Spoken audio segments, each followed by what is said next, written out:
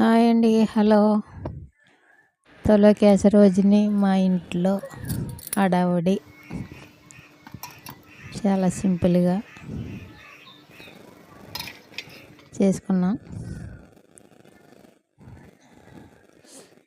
ఆ రోజు మా ఇంట్లో పాలన్నం కుడుములతో దేవుడికి నైవేద్యం పెట్టుకుని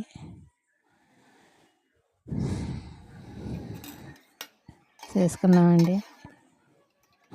పాలన్నానికి ఒక గ్లాసు బియ్యం, ఒక అర గ్లాసు సగ్గు బియ్యం,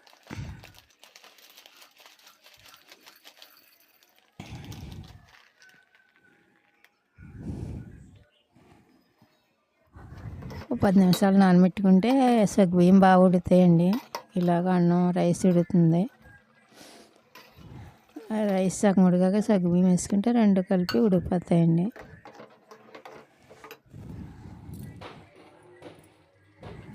అవి ఉడికిలాగా బెల్లం ముక్క వేసాను. నేను చెదగొట్టలేదు, ఎందుకంటే అదే కూడా కరిగిపోద్దులే వేడికి, పక్కన ఇది ఉడికిలాగా అది ఉడికిపోద్ది అనేసి వేసాను. అలాగా మత్తిగా చెదగొట్టి వేసుకుంటే అది గమ్మునైపోద్ది, ఇది కొంచెం తాజీగా అవుతుంది అన్నమాట. నెక్స్ట్ పాలు వేసానండి. తర్వాత నల్ల యాలక్కాయలు వేసాను. శరాన్నం అలా రెడీ అయిందండి.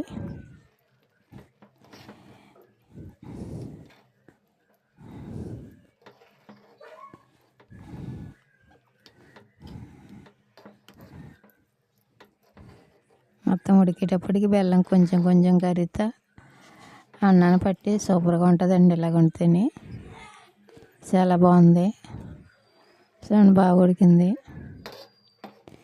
ఇందాక వేసాను యాలక్కాయలు, మళ్ళీ కొద్దిగా వేసాను.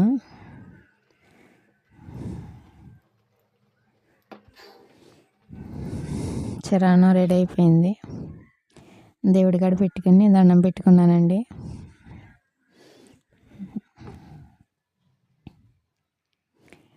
సింపుల్గా పోయి చేసుకున్నాను ఇలాగా.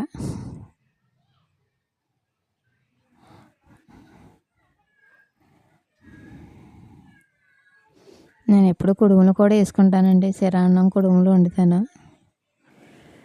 ముందు శరాన్నం పెట్టి దండం పెట్టేసుకుని మళ్ళీ కుడుములు వేసానండి.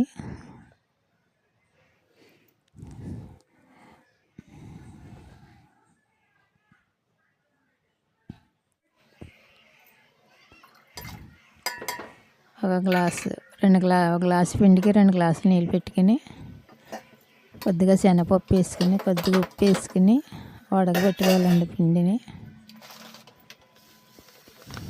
అందులో రవ్వ వేసుకోవాలి, వరినొక వేసుకుంటే బాగా ఉడుతుంది.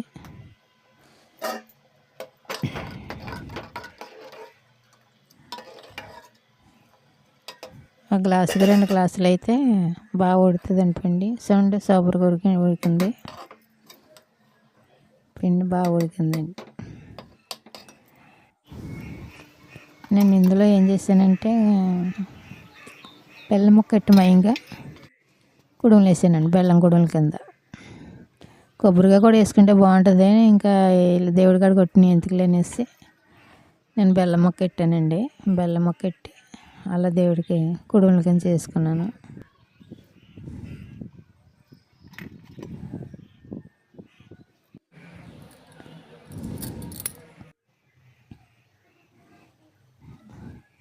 దేవుడి కాడ ఎట్టుకుని మళ్ళీ అలాగా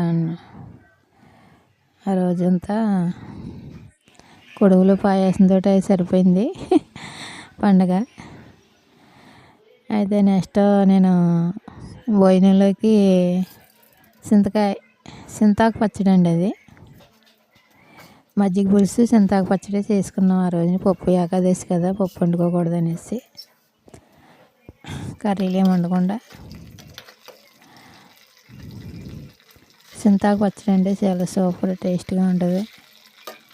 మీరు ఎప్పుడైనా చేసుకున్నారో లేదో తెలియదు, కానీ వాళ్ళు చేసుకుని తినండి, చాలా బాగుంటుంది. ఆరోగ్యానికి కూడా మంచిది.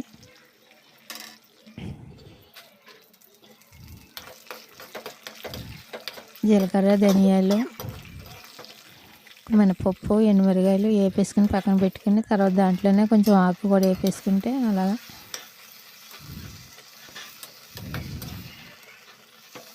అది వేపేసుకుంటే అలా రంగు మారిపోయి బాగుంటుంది అది.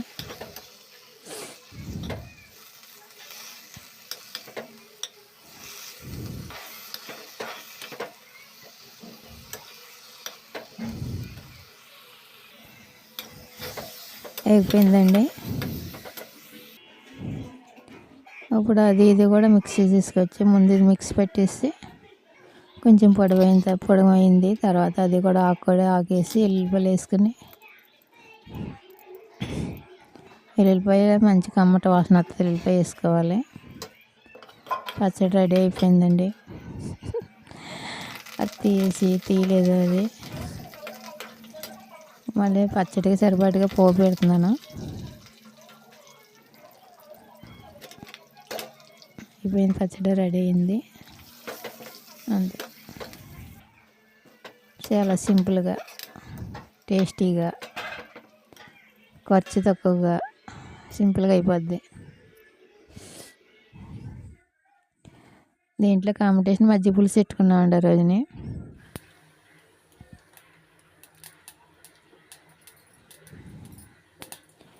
ఇందులో ఆవాలు, మినపప్పు, శనగపప్పు వేసుకోవాలి. వేయలేదు నేను, లేదనేసి.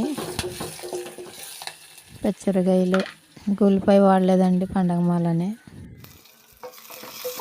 ఎండుమిరకాయలు, కరివేపాకు,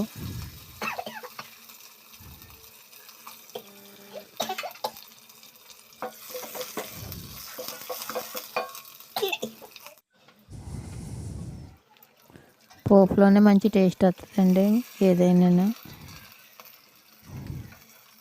ఇంట్లో పెరిగి సరిపోదా, నేను ప్యాకెట్ పెరిగి తెచ్చాను.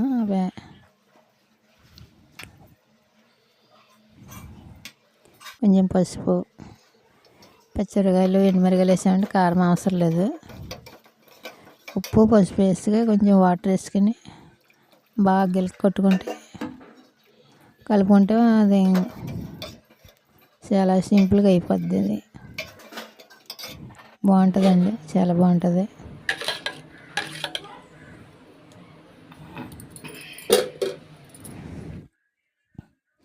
ఇందులో వడియాలు, అప్పడాలు వేసుకుని శుభ్రంగా తింటే సూపర్గా ఉంటుందండి.